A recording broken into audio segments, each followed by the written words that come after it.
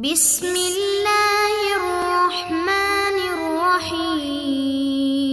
بسم اللہ الرحمن الرحیم۔ سبق نمبر 41 نفحۃ العرب۔ عزیز طلبہ کرام، آج کے سبق میں ہم پڑھیں گے لا طاعت لمخلوق فی معصیت الخالق۔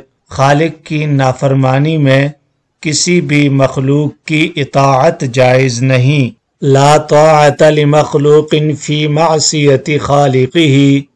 دخل ابو النضر سالم مولا عمر بن عبید اللہ علی عامل للخلیفۃ فقال له ابا النضر انا تأتینا کتب عن عند الخلیفۃ فیہا وفیہا ولا نجد بدا من انفاذها فما ترى؟ قال له ابو النضر قد أتاك كتاب من الله تعالى قبل كتاب الخليفة فأيهما اتبعت كنت من أهله. ونزير هذا القول ما رواه الأعمش عن الشعبي أن زيادا كتب إلى الحكم بن عمرو الغفاري وكان على الطائفة أن أمير المؤمنين كتب إلي أن أصطفي له الصفراء والبيضاء ولا نقسم بين الناس ذهبا ولا فضة فكتب إليه إني وجدت كتاب الله قبل كتاب أمير المؤمنين والله لو أن السماوات والأرض كانتا رتقا على عبد فاتقى الله لجعل له منها مخرجا ثم نادى في الناس فقسم لهم ما اجتمع من الفيء. لا طاعت لمخلوق فی معصیت خالقہ۔ اپنے خالق کی معصیت میں، خالق کی نافرمانی میں کسی بھی مخلوق کی اطاعت جائز نہیں۔ دخل ابو النضر سالم مولا عمر بن عبید اللہ علی عامل للخلیفۃ۔ عمر بن عبید اللہ کے مولا ابو النضر سالم خلیفہ کے کسی عامل، گورنر یا امور مالیہ کے متولی کے پاس تشریف لائے۔ فقال له ابو النضر، تو عامل نے ان سے کہا اے ابو النضر انا تأتینا کتب عن عند الخلیفۃ، ہمارے پاس خلیفہ کے پاس سے خطوط آتے ہیں فیہا وفیہا، جن میں مختلف قسم کے احکام ہوتے ہیں ولا نجد بدا من انفاذها، اور ان کو نافذ کیے بغیر ہمارے لیے کوئی چارہ نہیں۔ فما ترى، سو آپ کا کیا خیال ہے؟ قال له ابو النضر، تو ابو النضر نے عامل سے کہا قد اتاک کتاب من اللہ تعالی قبل کتاب الخلیفۃ، تمہارے پاس خلیفہ کے خط سے پہلے اللہ کی کتاب آ چکی ہے۔ فَأَيُّهُمَا اتَّبَعْتَ كُنْتَ مِنْ أَهْلِهِ، پس ان میں سے جس کی اتباع کرو گے اسی کے متبعین میں سے ہوں گے۔ وَنَزِيرُ هَذَا الْقَوْلِ، اور اس قول کی نظیر ما رواہ الأعمش عن الشعبی، وہ واقعہ ہے جسے اعمش نے امام شعبی سے نقل کیا ہے ان زیادا كتب إلى الحكم بن عمرو الغفاری، کہ زیاد نے حکم بن عمر غفاری کے پاس لکھا وَكَانَ عَلَى الطَّائِفَةِ، جبکہ وہ ایک طائفہ، ایک جماعت پر حاکم تھے، امیر تھے، یا جبکہ وہ ایک جگہ کے حاکم تھے ان امیر المؤمنین كتب إِلَيَّ أَنْ أَصْطَفِيَ لَهُ الصَّفْرَاءَ وَالْبَيْضَاءَ، کہ امیر المؤمنین نے مجھے لکھا ہے کہ میں ان کے لیے صفرا اور بیضاء یعنی سونا اور چاندی جمع کروں وَلَا نُقَسِّمُ بَيْنَ النَّاسِ ذَهَبًا وَلَا فِضَّةً، اور لوگوں میں سونا اور چاندی تقسیم نہ کروں۔ فَكَتَبَ إِلَيْهِ، تو حکم بن عمر نے ان کے پاس لکھا أَنِّي وَجَدْتُ كِتَابَ اللَّهِ قَبْلَ كِتَابِ أَمِيرِ الْمُؤْمِنِينَ، مجھے امیر المؤمنین کے خط سے پہلے اللہ کی کتاب مل چکی ہے۔ واللہ لو ان السماوات والارض كانتا رتقا على عبد فاتقى الله لجعل منها مخرجا، اللہ کی قسم اگر آسمان و زمین کسی بندے پر بند ہو جائے اور وہ اللہ سے ڈرتا ہے تو یقیناً اللہ تعالی اس کے لیے اس سے نکلنے کا کوئی نہ کوئی راستہ نکال دیتا ہے۔ ثم نادى في الناس، پھر آپ نے لوگوں میں اعلان کیا فقسم لهم ما اجتمع من الفیء، اور تمام جمع شدہ مال غنیمت ان پر تقسیم کر دیا۔ حل لغات من انفاذها، انفذ الامر ينفذ انفاذا، باب افعال سے نافذ کرنا۔ اعمش ابو محمد سلیمان بن مہران تابعی کوفی ہیں، 61 ہجری میں پیدا ہوئے، 147 ہجری میں وفات پائی۔ اعمش عمش یعمش عمشا، عینہ صلہ ہو، آنکھ کا کمزور ہونا، چندہ ہونا، صفت کا صیغہ اعمش، اس کی جمع عوشن آتی ہے۔ الشعبیہ ابو عمر ابن شراحیل جلیل القدر تابعی اور مشہور محدث ہیں، 500 صحابہ کی زیارت کا شرف حاصل ہے۔ عاصم کہتے ہیں کہ کوفہ، بصرہ، حجاز میں شعبی سے زیادہ کوئی عالم نہ تھا، اور خود فرمایا کرتے تھے کہ 20 سال سے آج تک کوئی روایت کسی محدث سے ایسی نہیں سنی جس کا مجھے علم نہ ہو۔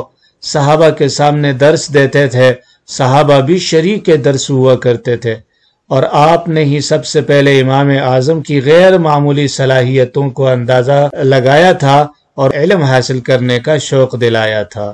130 ہجری میں وفات پائی۔ زیادن زیاد بن سمیہ شیعان علی میں سے تھے اور ان کی طرف سے فارس کے والی مقرر تھے۔ 44 ہجری میں امیر معاویہ رضی اللہ تعالی عنہ نے ان کو اپنے خاندان میں شامل کیا، کیونکہ بعض لوگوں نے یہ بیان کیا کہ زیاد کی والدہ سمیہ کے ساتھ ابو سفیان نے زمانہ جاہلیت میں نکاح کیا تھا اور یہ انہی کے بیٹے ہیں۔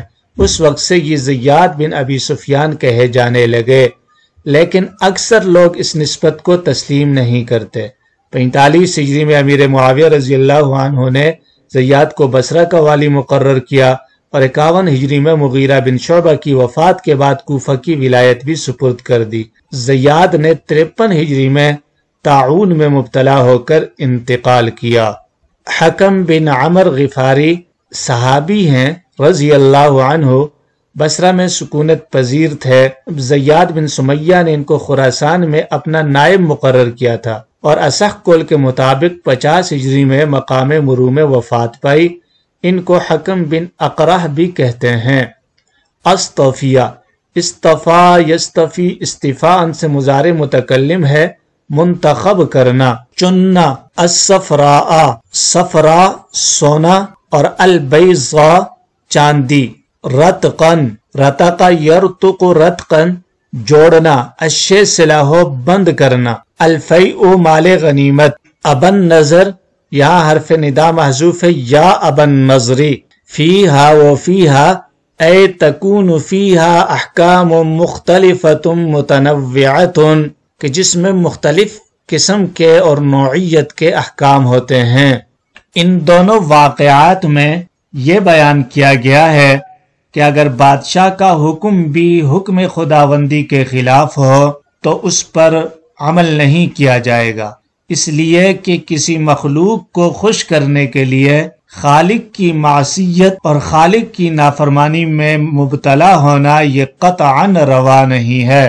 اسی لیے ابو النضر نے خلیفہ کے عامل سے کہہ دیا کہ تم جس چیز کی بھی اتباع کرو گے اسی کے متبعین میں تمہارا شمار ہوگا۔ دوسرے واقعے میں بھی حضرت حکم بن عمر نے جواب میں لکھ دیا کہ اللہ کی کتاب پہلے آ چکی ہے اور اسی کی اتباع ضروری ہے، رہا یہ کہ اس سے بادشاہ کی ناراضگی کا سامنا کرنا پڑے گا تو قطعاً اس کی پرواہ نہ کرو، اللہ تعالیٰ کوئی نہ کوئی سبیل ضرور نکال لے گا۔ وَمَن يَتَّقِ اللَّهَ يَجْعَل لَّهُ مَخْرَجًا، کہ جو شخص بھی اللہ سے ڈرتا ہے اللہ اس کے لیے کوئی سبیل نکال لیتا ہے، کوئی راستہ نکال دیتے ہیں۔ وَمِثْلُهُ قَوْلُ الْحَسَنِ حِينَ أَرْسَلَ إِلَيْهِ ابْنُ هُبَيْرَةَ وَأَتَى الشَّعْبِيُّ فَقَالَ لَهُ مَا تَرَى أَبَا سَعِيدٍ فِي كُتُبٍ تَأْتِينَا مِنْ عِنْدِ يَزِيدِ بْنِ عَبْدِ الْمَلِكِ فِيهَا بَعْضُ مَا فِيهَا فَإِنْ أَنْفَذْتُهَا وَافَقْتُ سُخْطَ اللَّهِ وَإِنْ لَمْ أُنْفِذْهَا خَشِيتُ عَلَى دَمِي۔ فقال له الحسن هذا عندك الشعبي فقيه الحجاز فاسأله، فرفق له الشعبي وقال له قارب وسدد فإنما أنت عبد مأمور۔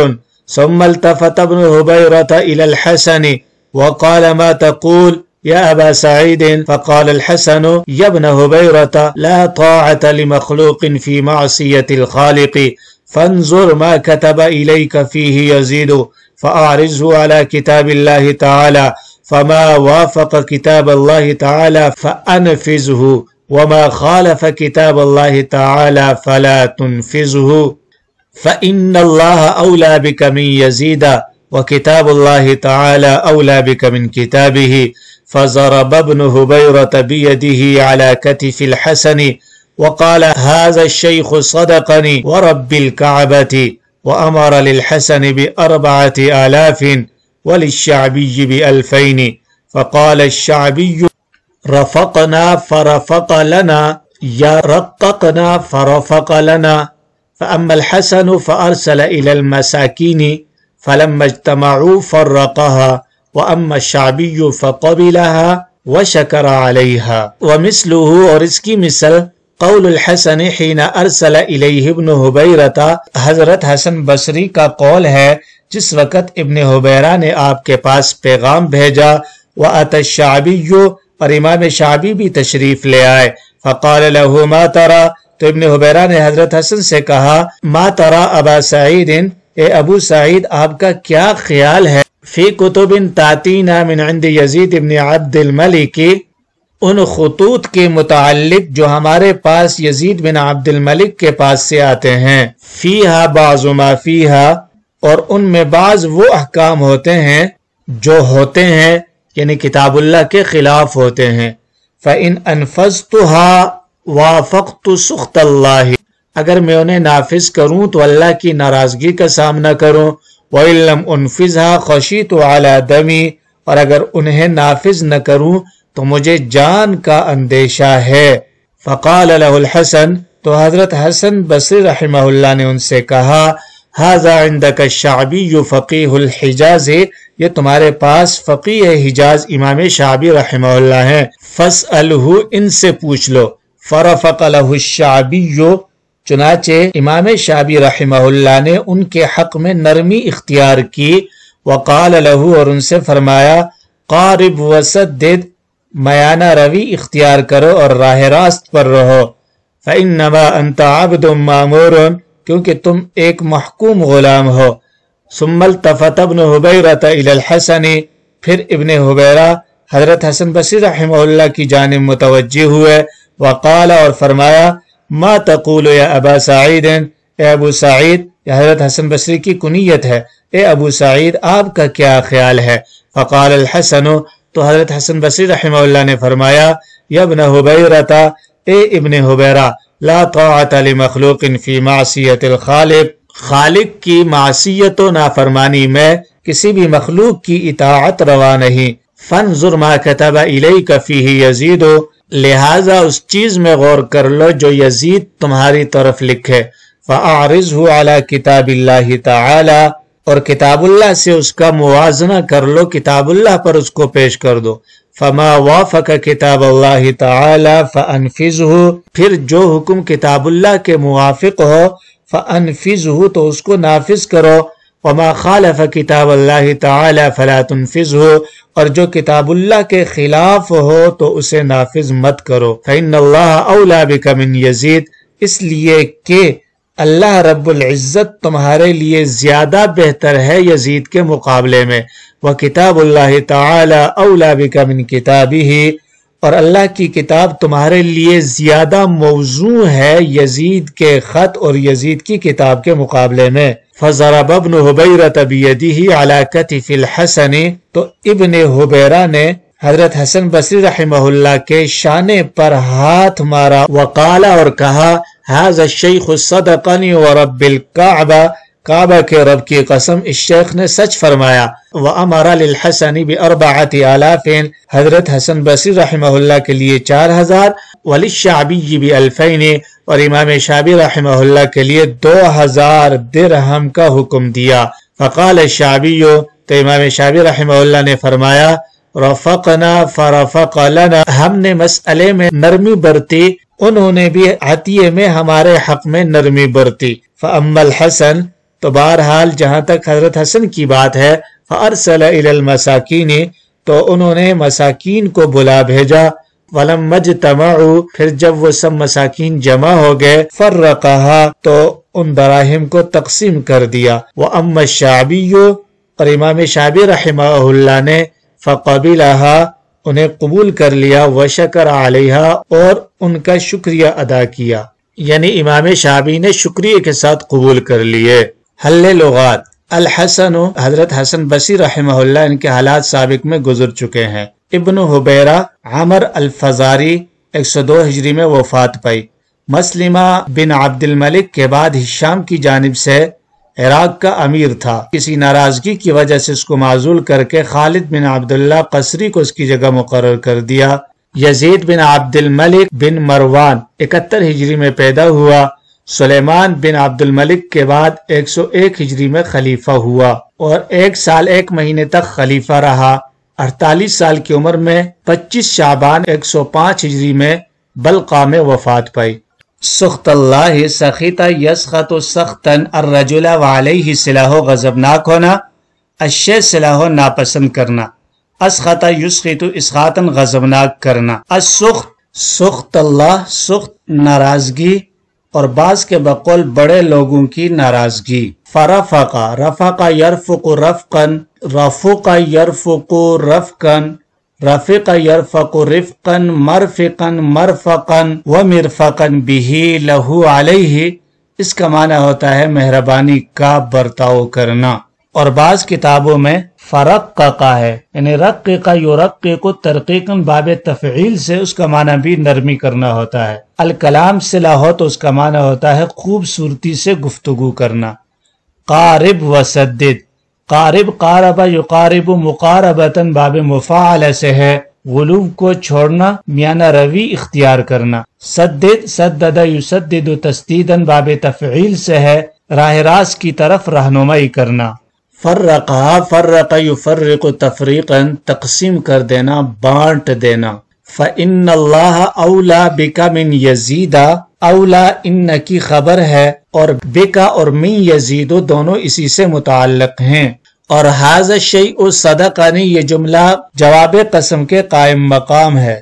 وکتب ابو الدرداء الی معاویہ اما بعد فإنه من يلتمس رضا الله بسخط الناس كفاه الله مؤنة الناس ومن التمس رضا الناس بسخط الله وكله الله إلى الناس. اور حضرت ابو درداء رضی اللہ تعالی عنہ نے حضرت معاویہ رضی اللہ تعالی عنہ کے پاس لکھا اما بعد حمد و صلاۃ کے بعد فإنه من يلتمس رضا الله بسخط الناس کہ جو شخص لوگوں کی ناراضگی کے ساتھ اللہ کی رضا کا طالب ہو کفاہ اللہ مؤنۃ الناس تو اللہ تعالیٰ اس کے لیے لوگوں کے بوجھ سے خالی ہو جائے گا. ومن التمس رضا الناس بسخط اللہ اور جو شخص لوگوں کی خوشنودی چاہے اللہ کی ناراضگی کے باوجود وکلہ اللہ الی الناس تو اللہ اس کو لوگوں کے حوالے کر دے گا. وَكَتَبَتْ عَائِشَةُ رضی اللہ تعالی عنہا الى معاویة اما بعد فإنه من يعمل بمساخط الله يسير حامده من الناس زاما له والسلام. حضرت عائشہ صدیقہ رضی اللہ تعالی عنہا نے حضرت امیر معاویہ کے پاس خط لکھا اما بعد حمد و صلاۃ کے بعد فإنه من يعمل بمساخط الله جو شخص اللہ کی ناراضگی کے کام کرے گا لوگوں میں سے یسیر حامدہ من الناس زاما لہ تو لوگوں میں سے اس کی تعریف کرنے والے بھی اس کی مذمت کرنے والے ہو جائیں گے.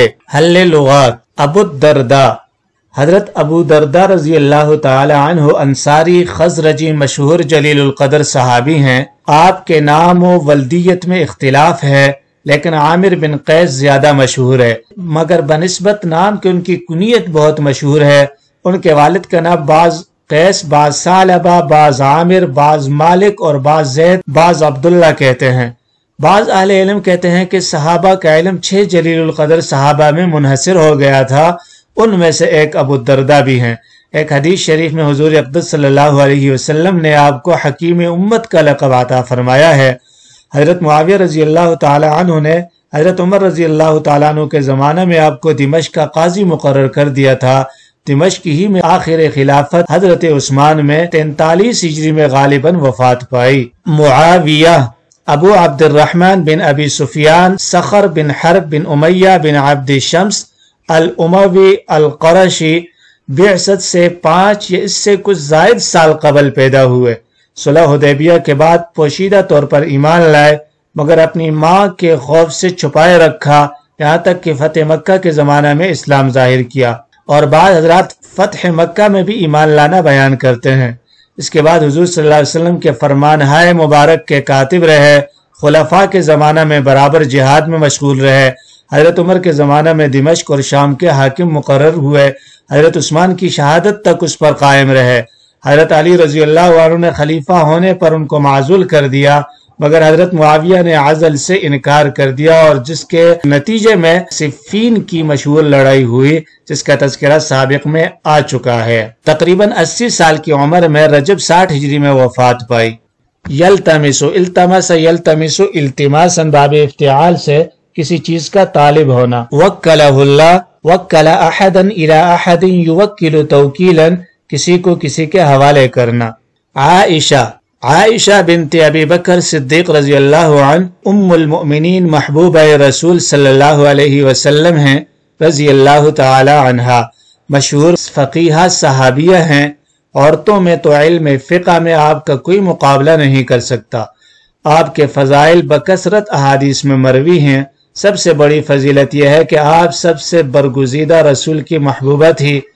حضور نے ارشاد فرمایا کہ مجھ کو عائشہ کے بارے میں اذیت نہ دو، کیونکہ مجھ پر ان کے سوا کسی دوسری بیوی کے بستر پر وحی نہیں آئی ہے۔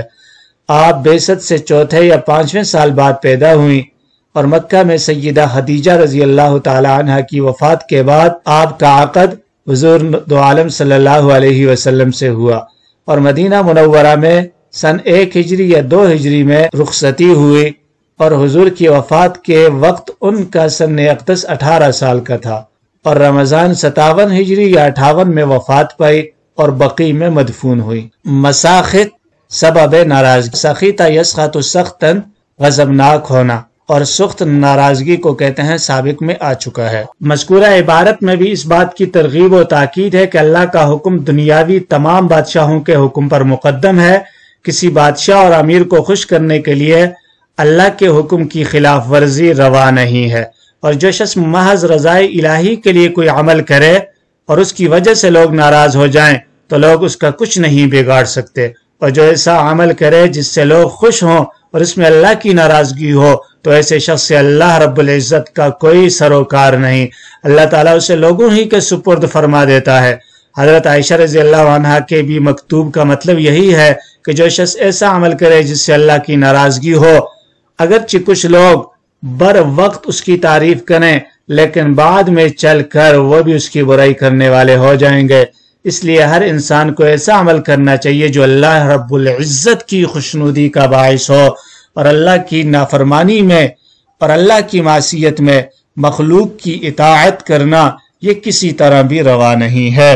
اس سے بچنا چاہیے اور پرہیز کرنا چاہیے۔